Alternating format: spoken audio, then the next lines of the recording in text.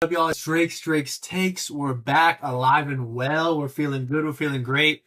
Just came from church. I got the collared shirt on. We're classy today. Missed last week.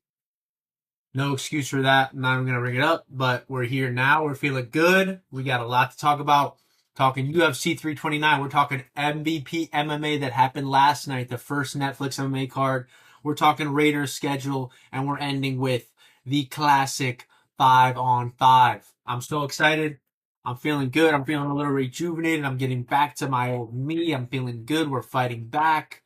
Uh, Survivors, we're going to talk about that on the 5-on-5. That was been awesome. My boy Rizzo's still in it. Uh, so yeah, let's get right into it. Last night, the first MMA card on Netflix, MVP MMA, put up by Jake Paul. Shout out Jake Paul. This wasn't the best card though. And that's where I hate to start negative, but everybody wants to be the UFC until you're the UFC, and you can't, and it's not going to happen because they're just not going to get big enough names.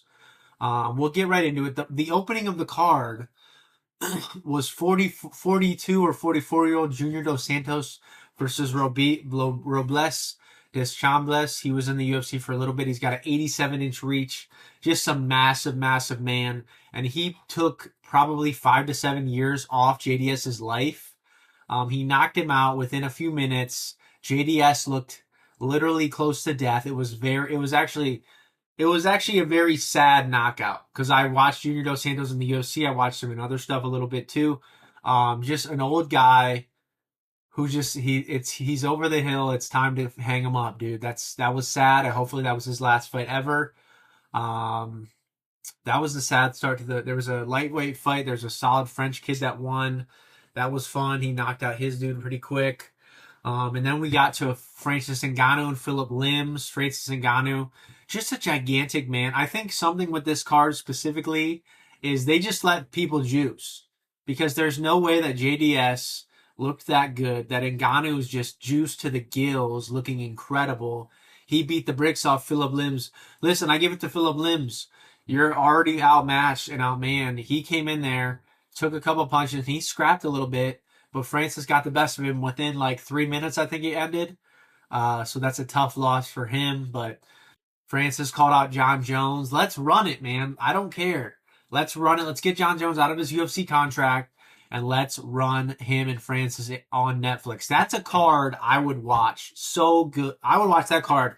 That might be bigger than anything the UFC's ever done. That could be a real card that streams like crazy. We got Nate Diaz and Mike Perry. This was honestly a fun fight. But the thing with Diaz is he's gonna bleed. Every time he fights, he's got horrible scar tissue. He just bleeds, bleeds, bleeds. And he bled in this fight, and that was his demise. Mike Perry wins by stoppage. Nate Diaz was I think Nate Diaz was starting to really figure out his shots in the second round. Uh, so that was awesome. We had that fight. That was probably my fight of the night, and that's not saying much because the fights on this card were very, very mediocre. Going into the main event, which was probably the most hyped up fight of old hags I've ever heard. I love Gina Carano, 44 years old, hasn't fought in 17 years. That's insane. Uh, hasn't fought. My little brother's just turned 18. Hasn't fought since my brother was born. If I want to put it like that, that's crazy. Um, so yeah, that was crazy. And the fight ended in 17 seconds. Ronda Rousey took her down and submitted her within 15 seconds. And Ronda got on the mic after, and I read Ronda's book, and I've heard about people talk about Ronda. She's just a selfish like jerk, and this is kind of like she didn't let the fight go. She did Ronda what Ronda was gonna do. It's cool to choke her out, but maybe eat a punch. This is the biggest fight. This is the first MMA card on Netflix ever. Maybe take one punch. Maybe don't finish the fight within like people she finished the fight. This is the type of thing that I always talk about. She finished the fight before some people even sat on their couches. And this was supposed to be the biggest Netflix thing, the biggest thing ever, the most streamed fight ever, and it ended with a whimper. This car went out on a whimper. Two old women going at it. It was very whatever. The arena was not sold out. There was empty seats all the way around. It was in LA. The Intuit Dome is awesome, though. It is an awesome fight venue, but you got to get seats. You got to get butts and seats. That's the biggest thing. And I wanted this to be good. I was excited. I sat down and I watched every single fight of the main card and even some of the prelims at the gym on my phone. Jason Jackson, shout out him for an amazing knockout on the prelims. So yeah, I just wish this card was better. It's great that they're trying other things, but it's kind of like with Elite XC. Like you're just gonna get super mismatches or old heads in on the fight card who aren't in the UFC anymore. Who the UFC just the scraps. Here, take the UFC scraps and run a card with them, and that's what this was. Other than that, I'm not going to be too negative about it. After that, I feel like I'm being way too negative on it. I think it's awesome that Netflix has MMA now because MMA is incredible. It's one of my favorite things. But I just want, if they do Jones, if they can somehow get Jones and Ngannou, that would be, I'm shutting up. I'm never speaking again. I'm not saying a word because that would be the fight of fights to make. Put a couple other solid fights on that card. Put a Nate Diaz fighter, a Mike Perry card fight on there. And I'll be happy as a pig in slot. That would be awesome. So that was this weekend. That was pretty sweet. Arnold Allen also beat Mel Acosta. I have to go watch that fight. I didn't watch it because it happened last night and we're recording this morning. But UFC 328, I was back home. I got way too high. I smoked some weed and I was effed up, but I watched this card. We started off with King Bobby Green beating rear naked choking Jeremy Stephens. This was awesome. King Green is like the perfect guy. He's never going to win a chip probably, but he'll hang around the top 15 and just beat your favorite fighter. Beat Jeremy Stephens, another old head coming in, but he's a scrapper. And Bobby Green is just so weird and better than a lot of people. I think he deserves more respect in the UFC. He's been there so long. He's beat a good list of names. So yeah, I'm happy for Bobby King Green. He got the dub against Jeremy Stephens.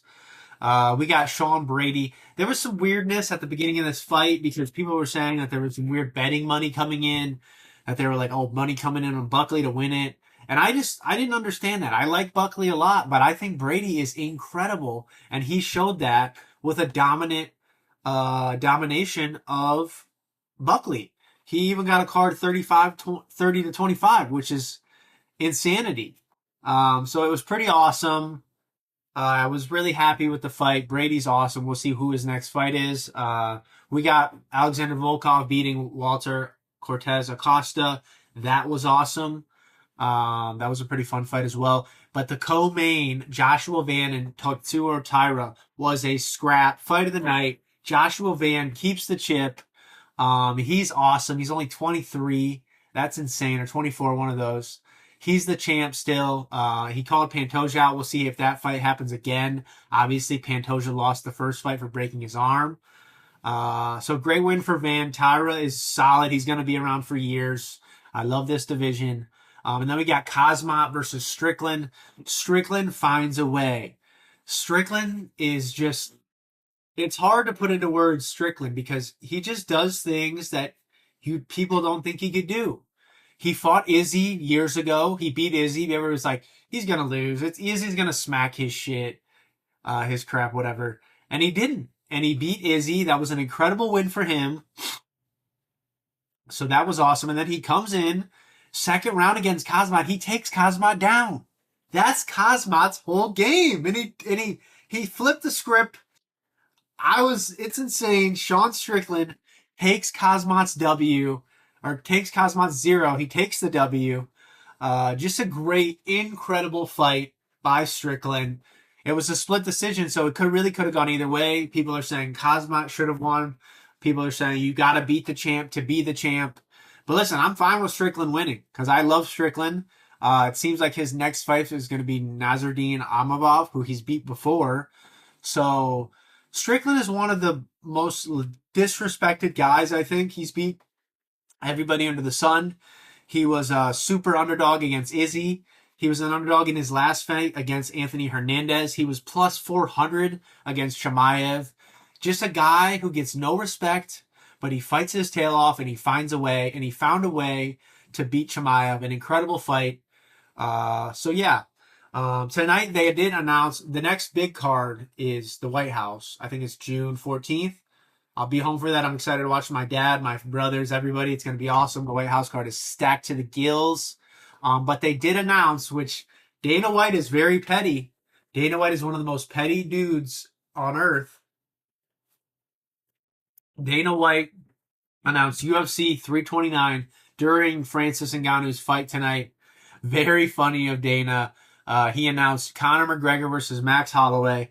Just an incredible fight. I love this fight. It's going to be awesome.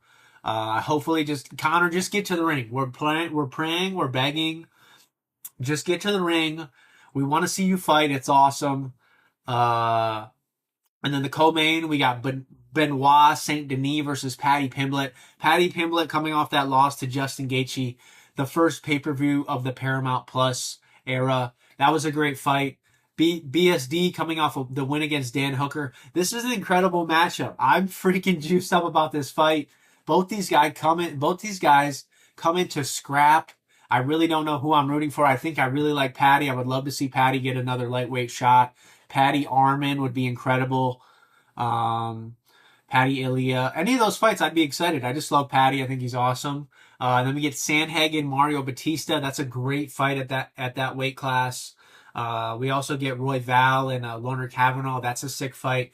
The first light heavyweight fight of Robert Whittaker's career. Nikita Krylov, he's fighting on the opening of the prelims. That's incredible. Robert Whittaker, one of the most consistently solid dudes at his 185, moving up to 205. We'll see how that looks. And then Gable Stevenson. The hype is beyond this. I'm putting Gable Stevenson. I remember watching Brock Lesnar come to the UFC. I'm giving Gable Stevenson the Brock Lesnar hype. They're both from Minnesota. They're both great wrestlers. I really think Gable Stevenson, with the help of John Jones, with the help of with the help of what's his name? With the help of John Jones and the help of Gordon Ryan, the jiu-jitsu legend himself, I think Gable Stevenson is in the right hands to really make a run as a heavyweight in the UFC. It's going to be exciting. But yeah, this was a great card. MMA is booming right now. I'm going to go back and watch the fights from yesterday, the Fight Night card. I'll come back next week and talk about that. I think there is a Fight Night card coming up next week as well. But I didn't check to see the schedule. I was just so excited about what was happening. Actually, no, there's a break next week. No UFC. The next one is Song Yadong versus Davison Figueiredo, which is an incredible fight. I didn't even know that was happening. I guess I was out the loop on that. I think that's in China. That's awesome. So yeah, UFC's booming, MMA's booming, and let's get into NBA playoffs. NBA playoffs are happening right now. The Knicks sweep the Sixers 4-0. Just a rough series for the Sixers. They need to do something there. That team needs to be sent to the moon and blown up. But we do get. I'm nervous. Oh, I'm so nervous. I'm so nervous. The Cavs play the Pistons tonight. Game 7. Game 6 was just an embarrassing showing by the Cavs. Just embarrassing. Just terrible. What are we doing? Donovan Mitchell, I love you, dude, but your biggest thing is can you figure out, when you're cold, I'm looking at Donovan, I'm making eye contact with Donovan Mitchell. I don't make eye contact with many people. When you're cold, Donovan Mitchell, you need to learn how to facilitate. Stop playing hero ball when you're 4 for 18 or 7 for 17, whatever you were. Pass the ball. You have teammates that are great. We're down 3 going into the third quarter, and the third quarter is where we shine. I told my friend during the game, oh, they're good. Third quarter, they're crushing it. They were plus 28 in the third quarter. They got crushed in this third quarter. It was embarrassing. It was a terrible loss. And now we got to go back to Detroit in enemy territory. And I'm super nervous. I still think we win the game, but I'm nervous, man. James Harden game 7, Mitchell game 7. This is like, we need to change every type of vibe. I'm going to be super excited. I'm ready. We need a dub. Let's go, Cavs. Figure it out. I think we can beat the Knicks. I really do. But on the other side, the West, the Spurs, they lost game one against the Timberwolves, but they figured it out the rest of the way. The Spurs are a tank. They look incredible. Dylan Harper, Stephon Castle, and Wembanyama are incredible. Just three studs. They're going to be the face of that franchise for years to come, and it's awesome. I'm excited about it. Uh, so that's an awesome matchup. Thunder Spurs is just like, I know it's not the championship matchup, but I'm just excited about this as whoever's in the finals because these two teams are incredible. I'm rooting for the Spurs. I think I think the Thunder are like the Wicked Witch of the West. I think everybody just wants to beat them. They want them dead. They want them under the house with the red shoes sticking out or whatever happened in Wizard of Oz. They want to pour wet water on the Green Witch. I don't know, whatever. But I don't know. I think everybody's rooting for the Thunder. I mean, for the Spurs, and I am too, man. I'm a big fan of Wemby. I love that whole squad. So yeah, we'll see how it looks. Raiders schedule. The NFL is so close. The Raiders schedule came out. I'm going to get into it a little bit. I'm really hoping, my hopes for this year, I'm not hoping for, I mean, if we get the playoffs, cool. But I don't have super high hopes for this year. I think this is kind of like a leap year. I think we kind of figure some stuff out this year. And then next year is the year that we start boom, boom, boom, start really dialing stuff in. So this year, we got the schedule here. I'm just going to go through it a little bit, run through the schedule. Week 1, we play the Miami Dolphins, which I think is a very winnable game. I think the Dolphins are one of the bottom tier teams in the league, and that's a good start for us. Let's get off against a team that's not great, figure some stuff out, and we'll really see where we're at with this team. Week 2, we got the Chargers, a little interdivision matchup. I love this matchup. It's always fun playing the Chargers. I just want to beat the damn Chargers. That's the thing. I want to beat the Chargers. I want to beat the Chiefs. I want to beat the Broncos. And hopefully we can do that. The Saints, week 3. I think this is another game where we can win this game. I think the Saints are fine. I think we're both very like on the same level of talent, I feel like. And then we play the scumbag Chiefs next. Screw the Chiefs. I don't like the Chiefs. I'm hoping we can beat them. This is the third. This is week 4. We have a tough 4-game stretch here. From week 4 to 7, we go Chiefs, Patriots, Bills, and Rams. 4 teams that could very easily be in the title picture. I'm just hoping to steal like maybe 1 or 2 of those games. I'm hoping we don't get 0-4 swept. So yeah, I'm really hoping. But luckily, after that, we play the Jets week 8. We play the Jets, baby. Let's beat the Jets. Beat the damn Jets. Let's keep the motion coming. That would be incredible. We play the 49ers in week 9. That's an interesting matchup. The 49ers Raiders is like a classic NFL matchup. So that's going to be fun. We play the Seahawks week 11 or week 10. Hopefully we beat the bricks off of them. That would be incredible. We play the Broncos and then the Browns, another game that we can win, I think. Week 13 is our bye week, a little late in my mind, but that's fine. 12 straight games and then a bye. We'll take it. And we finish off with the Chargers. Another division matchup. Broncos. We play the Titans, the Cardinals, and the Chiefs to end. The Titans and Cardinals, 2 teams I think we could really win. So going through this in my brain, I really don't know the exact how many, but in my mind, like we could beat the Fins, Saints, with Chiefs. That's 3, 4, 5, 6, 7, 8, 9. Like 8 to 10 wins in my mind is what we should shoot for. And I would be happy with 8 to 10 wins. I think that's fair. I think 8 to 10 is fair. It could be a little bit high, maybe 7. But I think this team's solid. I think we got a lot of super green players, but we have a new head coach who's a beast. We had a great free agency, a great draft. We got Crosby back. We have a great center. We got Kirk Cousins to help Fernando Mendoza learn how to play grown-up football. And I really like I'm excited, man. The Raiders the last couple of years with the Aiden O'Connell, Gardner Minshew, a couple of these like guys at the helm. Like I wasn't juiced up about Raider football, and I'm back. I'm all the way back. I'm so excited. And I'm excited for our last segment, the segment that we do every week, the 5-on-5. We got the clock. It's going to go for 5 minutes. We got 5 topics. And I'm super excited. And let's get into it. Okay, it's really close. It is really, really close. Um, I'm doing research on it because I always put a couple bets in. The World Cup is right around the corner. It's literally like, yo, yo, World Cup, yo, come over here. They're literally right behind us. They're right behind us. It's so close. I'm so excited. The US, I love watching USA soccer. I don't know if they can win the whole dang thing, but they will be fun to watch.